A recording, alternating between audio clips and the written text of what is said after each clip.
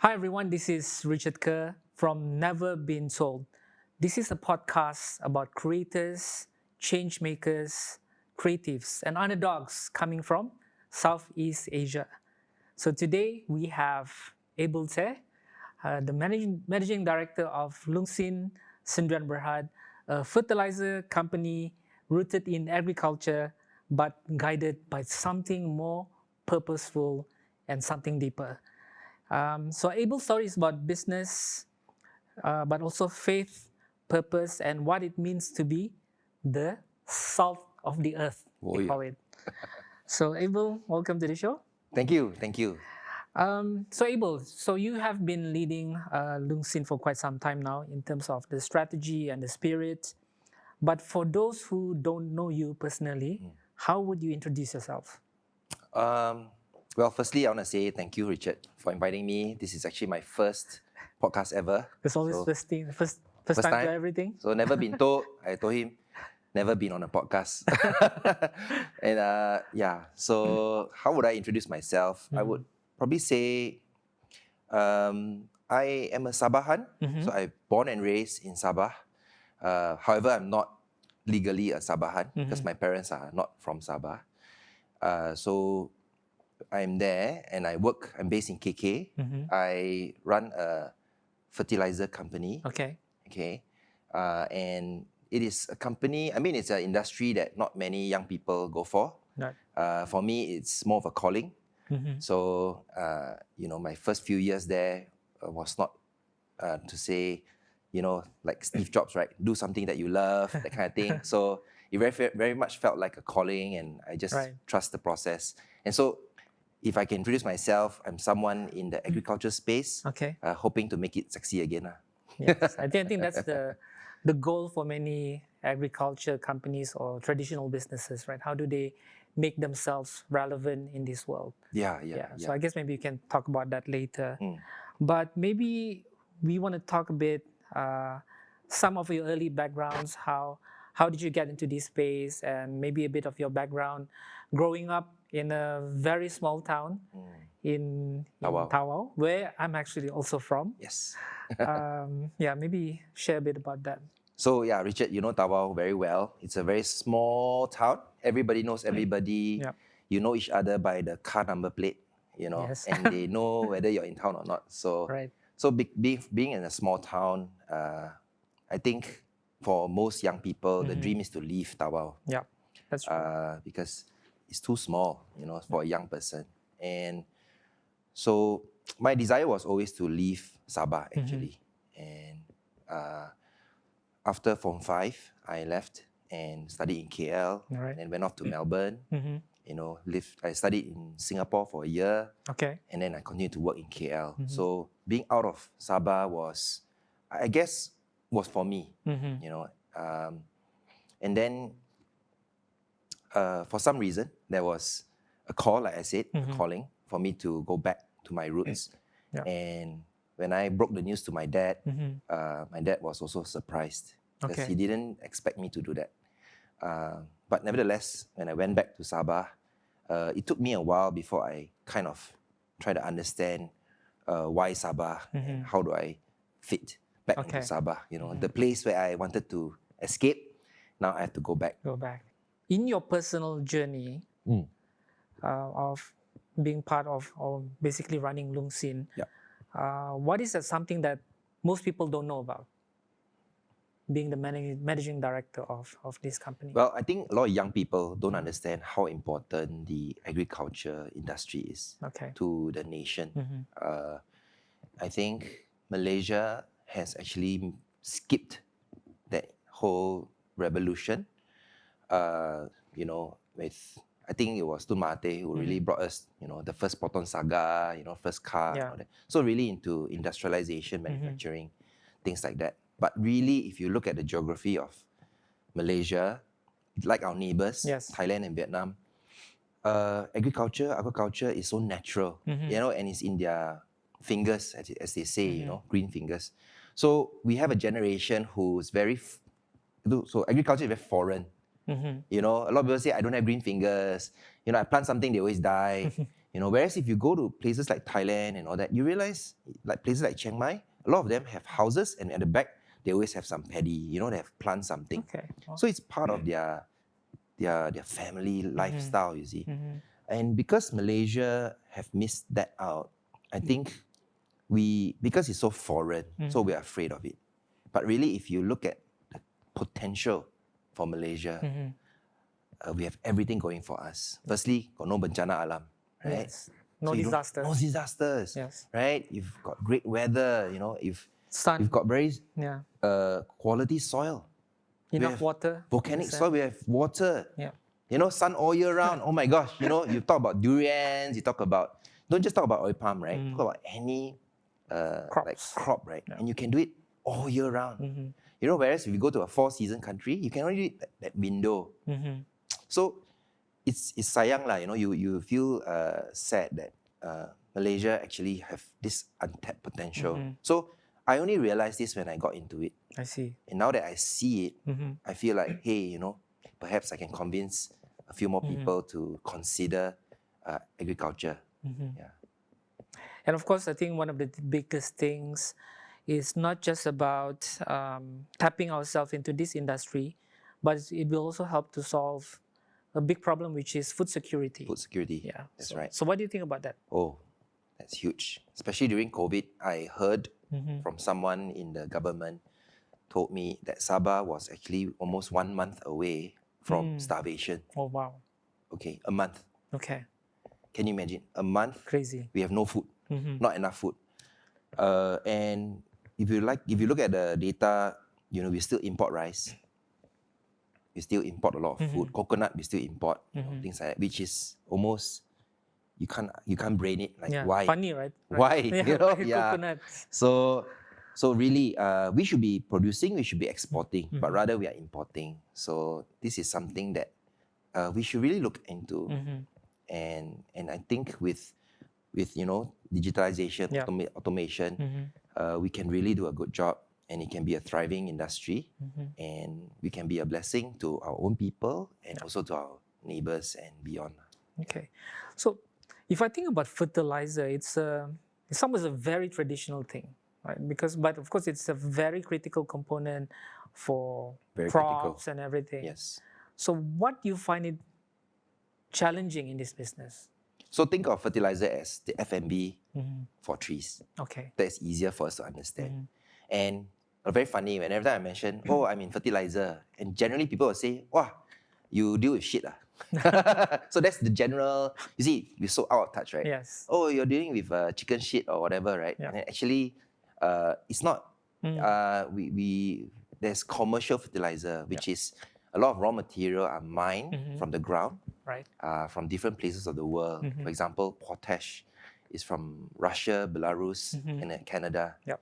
Urea, is from China, right? So there are all these nutrients or raw materials that you bring in and you put it together, and you put it in a certain ratio, and then you apply it into the ground. Yep. So fertilizer is something that people don't understand. Yeah. Being FMB for commercial planting requires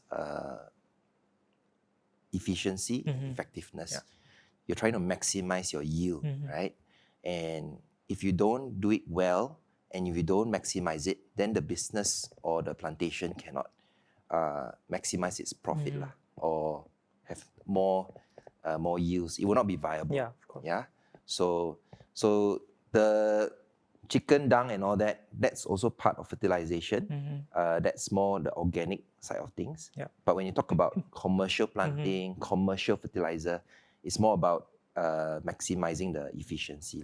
Yeah. So a little bit of background of what fertilizer is. Okay. Yeah. Then you said you've been part of this for the last 10 years. What have you seen that has changed over the last decade? Well, I won't really know because when I started, I'm also very new to this whole industry. But I suppose me not being from an agriculture background, coming into this, I thought, how do we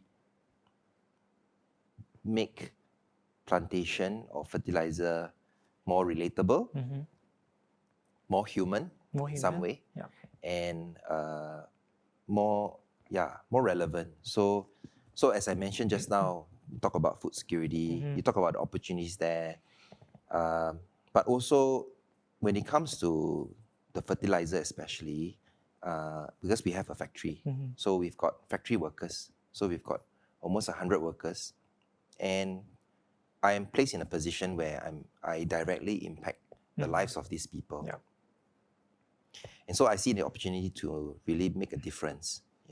I can spend my time complaining about government, complaining about what's going wrong with the world. But here I have an opportunity to do, to do something for the individuals and the families.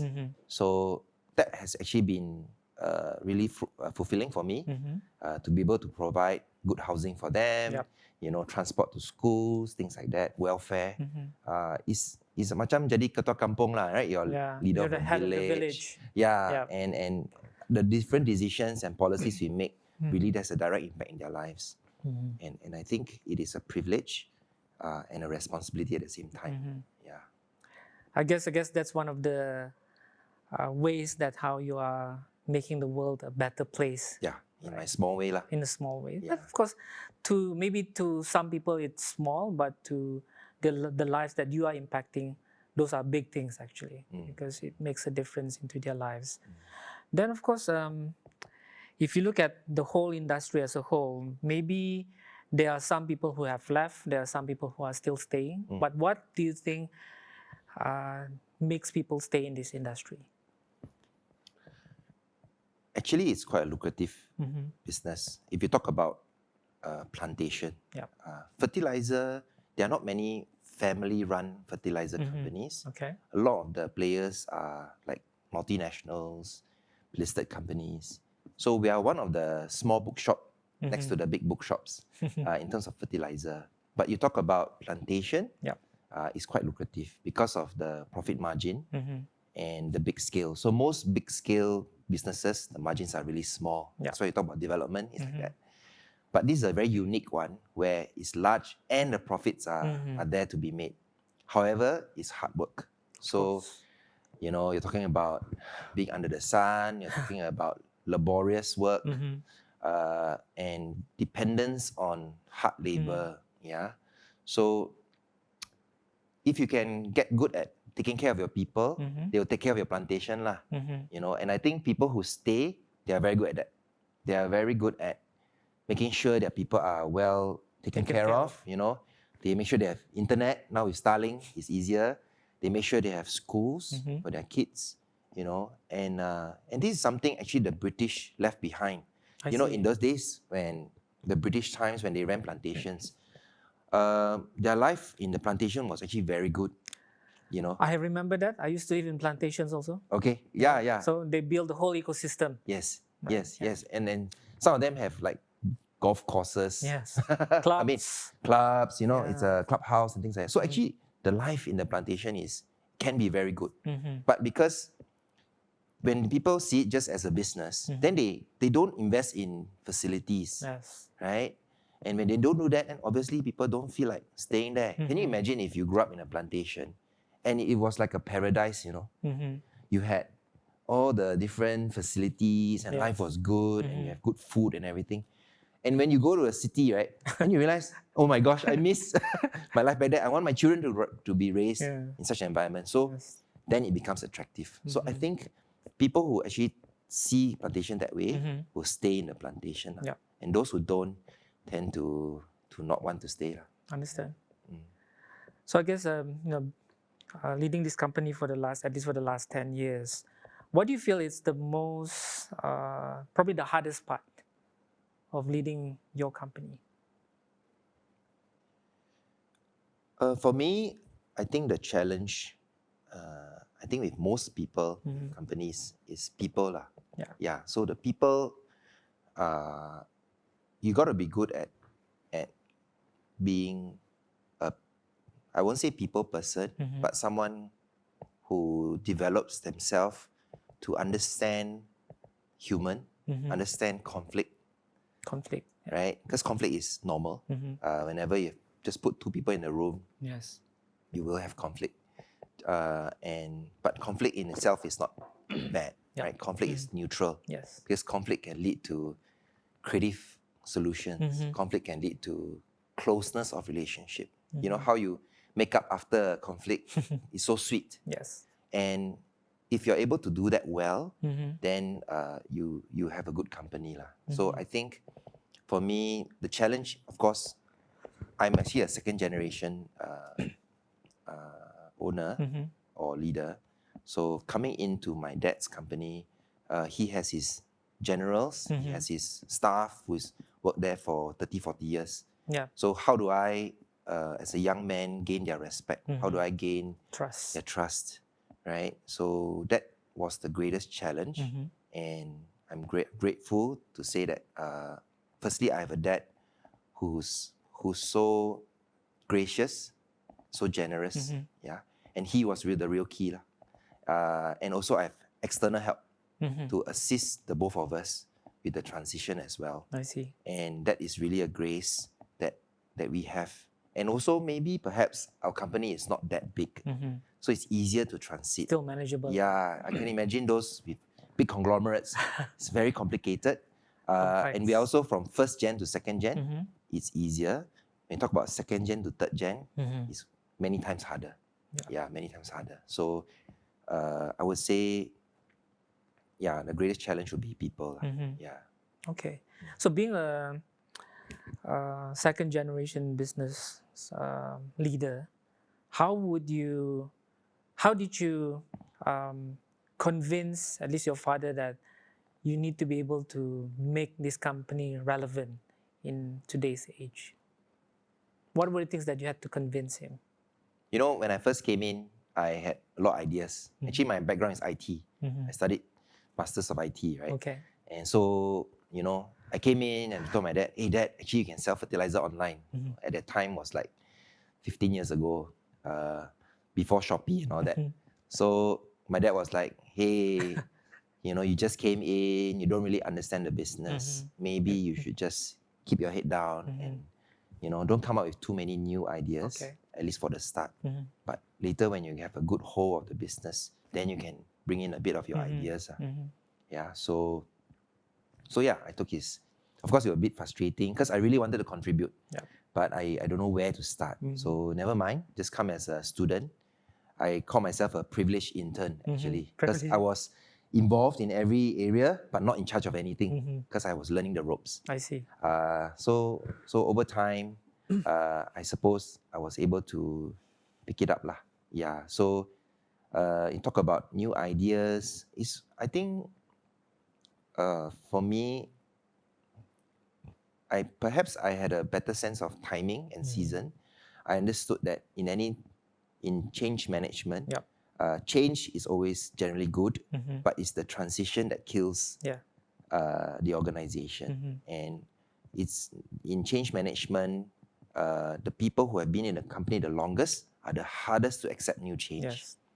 So when I understood that, I was able to create margins and time for people to accept the new regime, but without changing too much. Yeah.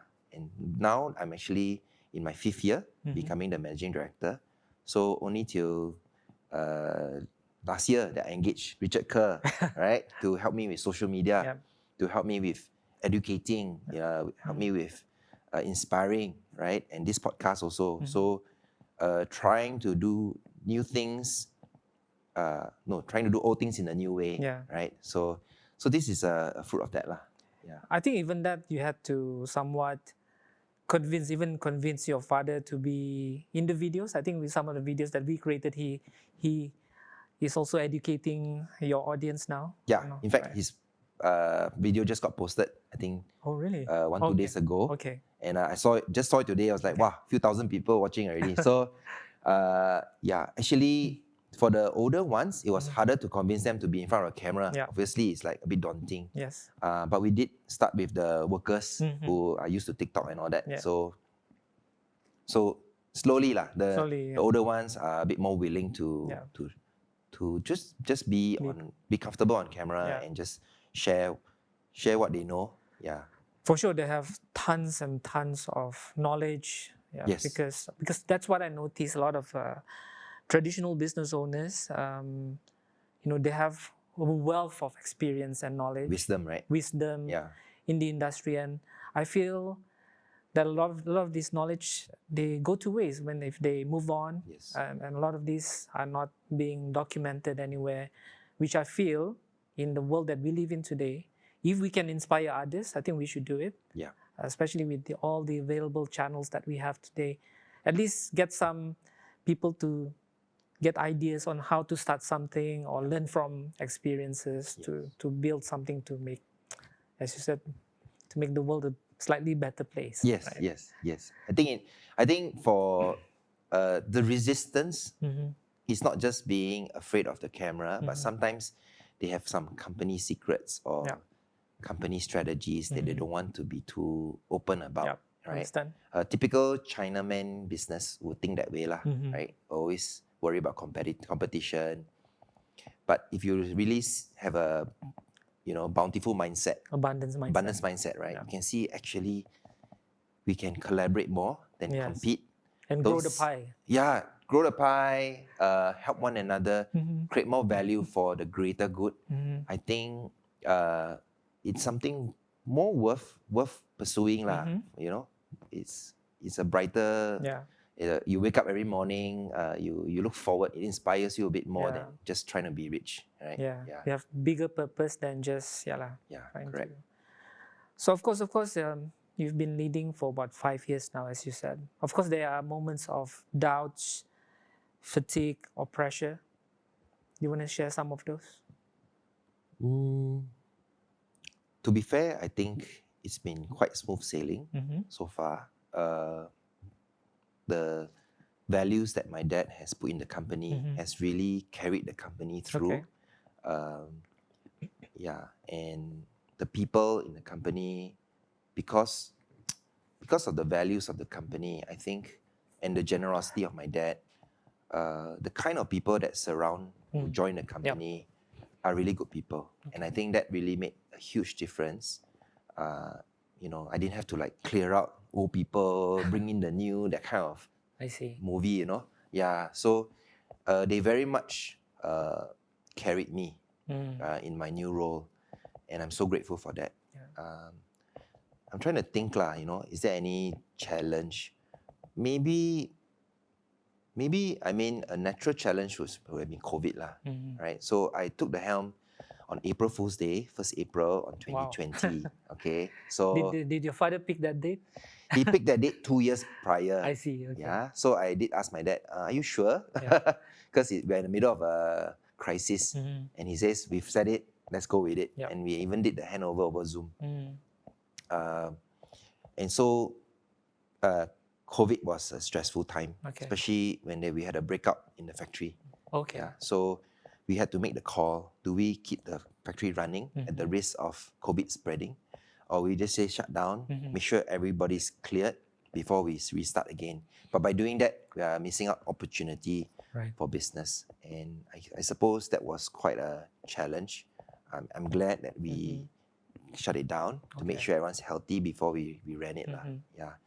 So it's usually in times of crisis where there are opportunities and an opportunity to show the value of the company. Yeah. Nice. So do you feel there was a point in time where you had to decide what kind of leader do you want to be?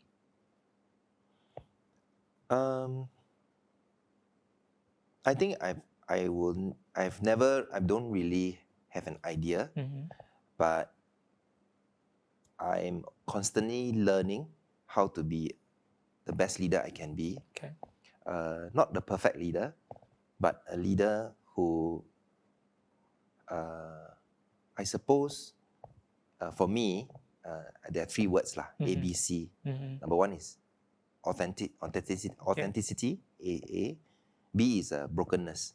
Brokenness. Yeah. Okay. So brokenness is when you realize your limitations and your weaknesses, and you're aware of them. Yeah.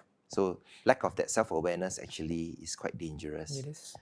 So I've heard this recently, the best of men is still a man at best, right? So we are still have limitations.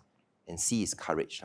And I'm learning to develop that, especially when I have to, there are crises or when or only I as the leader must speak up, must take lead, must lead, because it's easy for a boss to just delegate, like, oh, you all handle it. But really, no, that is a point of time, only you must do the work, only you must make the call. So, True. So I'm still learning to grow in that as well. Yeah, so ABC. ABC. ABC Actually, that's leader. very powerful. Do you have that as part of your values in the company? This is more my personal value, but it does dovetail with the company's values.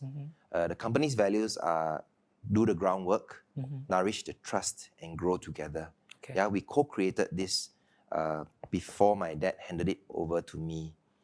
Simply because we wanted to agree as my dad and I, and with the generals, to say this is what Long Sing Sdn Bhd represents.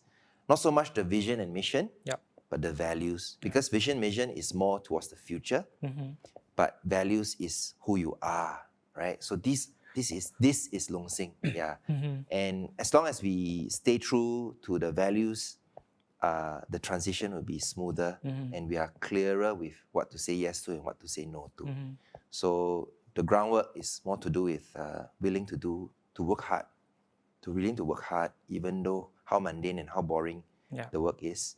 Nourish the trust is where I guess more closer to my personal values in terms of how do you connect with with people, and finally to grow together, which is to care about the greater good instead of just personal benefit lah.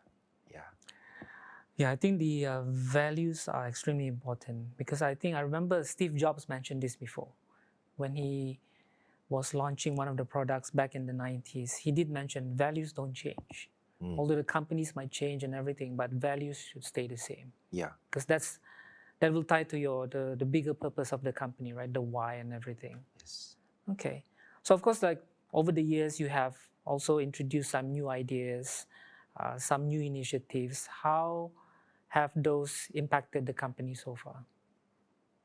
Well, other than what we call chemical fertilizer, we are also looking into biofertilizer.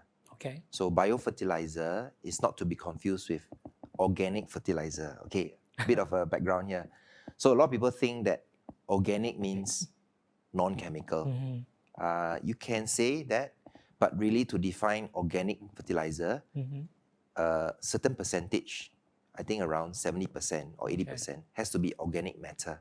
I see. So getting a bit technical here. So what we are coming up with is biofertilizer. So biofertilizer, bio means life, biology. So you are introducing functional bacteria, fungi, to the soil. back to the soil. I see. Because as much as you put the FMB for the soil, but if the soil is dead, where there's no life, there's no microbe to break down whatever you're feeding it, then it's pointless. Okay. So the soil has to be revived, especially these plantations has been, I don't know how many generations, right? You're talking about 30 years, 40 years. And so we are introducing biofertilizer to revive the soil, and also biofertilizer for smaller crops. So we have done quite a bit of study in partnership with UMS, University Malaysia Sabah, right?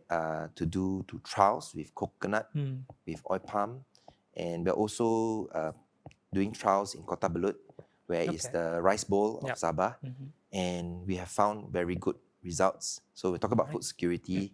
With very little biofertilizer, we're almost able to double the yield of some of these paddy plantations. Fantastic. And this is exciting because we are able to help and with food security and to help these planters have more yield. Compared to how they used to produce. Yes. Yeah. And with very little extra investment. Okay. Now I'm going to talk a bit more about yourself. Okay. Right. Especially in terms of your leadership role. Maybe one lesson from faith that guides your leadership. Well, I'm a believer of Jesus. Okay. I'm a Christian. And I realized the longer I follow this faith, or I believe in I follow Jesus, I realized that how weak I am as a human. Yeah. You know, I come face to face with my own frailty, my own weaknesses, my own selfishness, actually.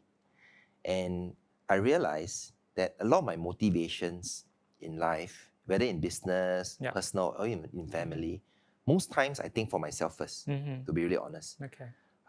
You know, we were just talking just now about connecting with different famous people, right? I'm sure you also get to do that. And it's so tempting to just build your own self-importance, Yes.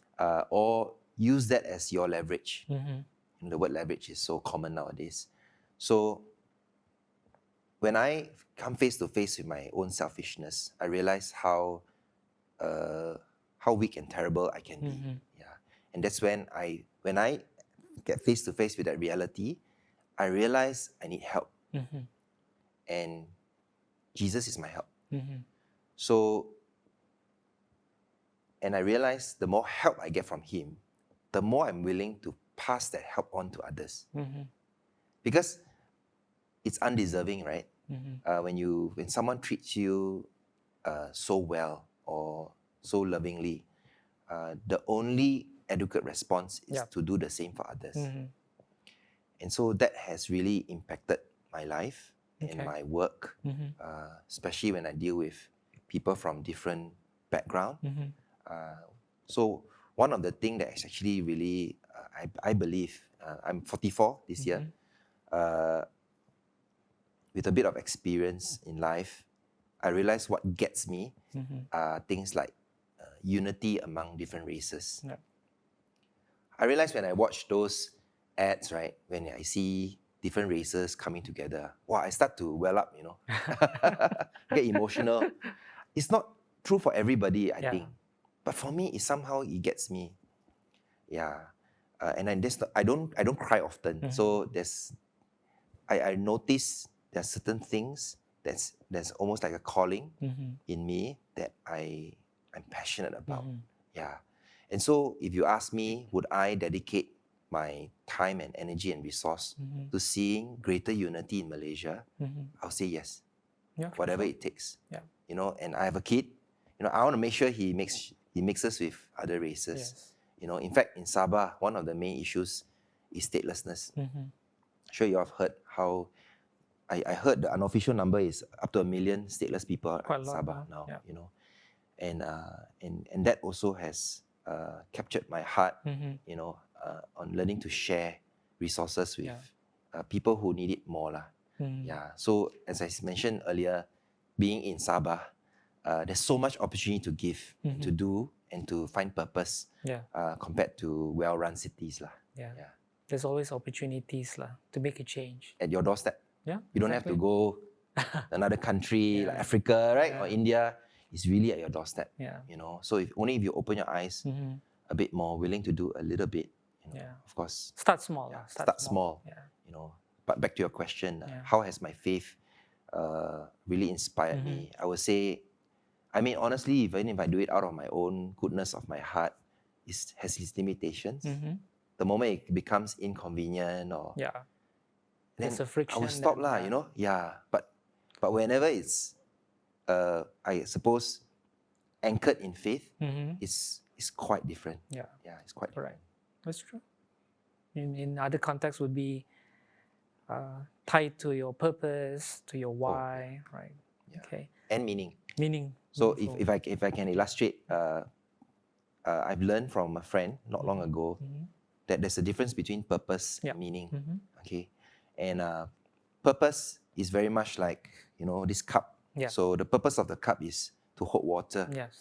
But what gives its meaning is probably its owner. If this is a cup I made by myself, it's so meaningful. Even if it's a hole, it's still meaningful to me, right? Now, the thing is, in life, as you get older, there will become a time you will lose the ability to think, to speak, to walk, because age. Yes.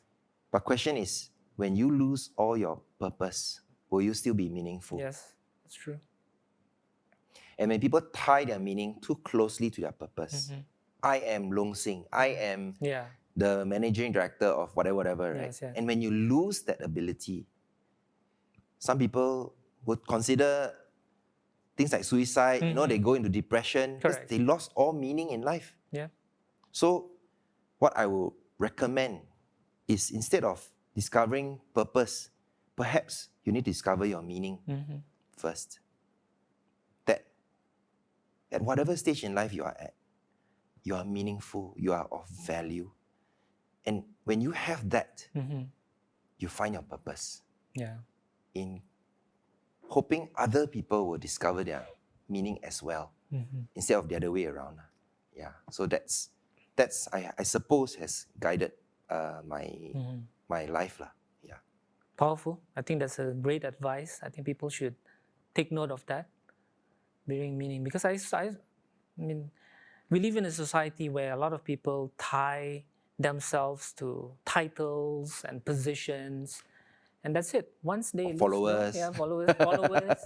Once they lose them, then they just lost. That's it. Exactly. Yeah. So Yeah. okay, that's great. So if, for example, if you're able to go back in time and give an advice to a younger Abel, what would you tell him? I would say, stay curious. I think being a lifelong learner is important. I think this is more advice for my older self also. Because when you're older, your future self, you tend to think that I know more than, I eat salt more than you eat rice. So a lot of people stop learning when they get older. Yep. But as a young person, I would say not just learn, but lean in. I think it is important to lean into to people who have walked further than you. Yep. And you don't have to agree on everything. But stay curious, lean in. Be exposed to things. Especially nowadays with social media and the phone, a lot of things gets pushed to you. And sometimes you stop learning because you just pick up whatever is being pushed to you.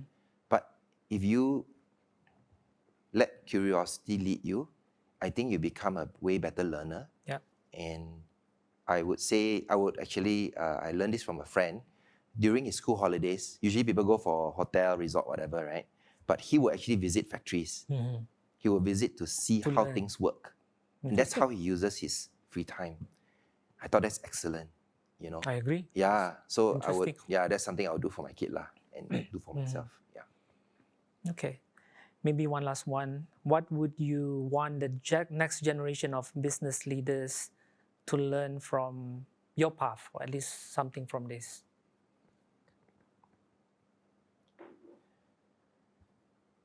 I think firstly, I would like to speak to the first generation, if I may.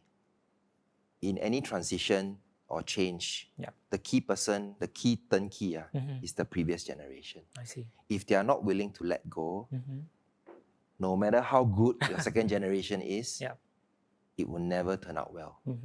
So how do you let go? So I learned this from my dad. He separates the business from himself. Okay. He sees the business as a business. He sees himself as a steward. So a lot of people talk about servant leadership, but this is steward leadership. That I'm leading this for a season.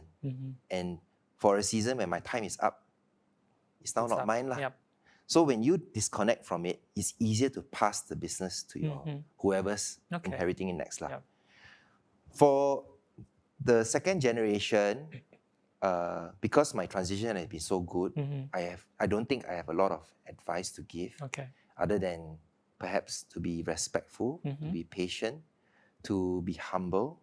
I know being the next generation, you have lots of ideas, but to really learn from the previous generation, like you said, there's a lot of wisdom from the current founders or the early generation or older generation, but they are perhaps quite weak at articulating their lessons. You know, they just want their next generation to learn the way they learn. You know, and sometimes that's not very helpful.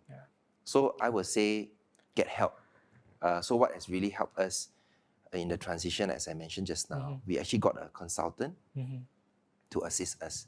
And this consultant was someone both my dad and I respected. I see. Okay. My dad was in his 60s, I was in my 40s, he's in his 50s. Okay. So right in the just middle nice, lah. right? And he was able to draw out the deepest concerns from my dad and communicate that to me. And I was able to, he was able to dig out my deepest dreams and hopes for the company or my fears. Right? And then he's able to communicate that to my dad. So we need each other lah. You know, and to say I need help is really the key. And I would recommend people to seek and pay for it. You know, please. It's a great investment in any company transition. That's very interesting. I never actually look at it from that way. Okay. So hard to communicate. Complicated, right? Business owner, father, son, you know, history. Oh, not easy. A lot of triggers. Totally understand. Yeah. Anyway, Abel, that was a great session. I think learned quite a number of things, especially about learning about second generation business and many other things about leadership. Thank you for being part of the show. And you're welcome. Hopefully get to talk again in the next episode. If you're happy to have me. Great. So that was Abel Teh on Never Been Told. So we had a conversation about purpose, meaning, leadership, and of course building something that would last. So if you find this podcast meaningful, please share it with somebody else, because these are the kind of stories that are normally never been told. So this is Richard Kerr. I'll see you again in the next episode.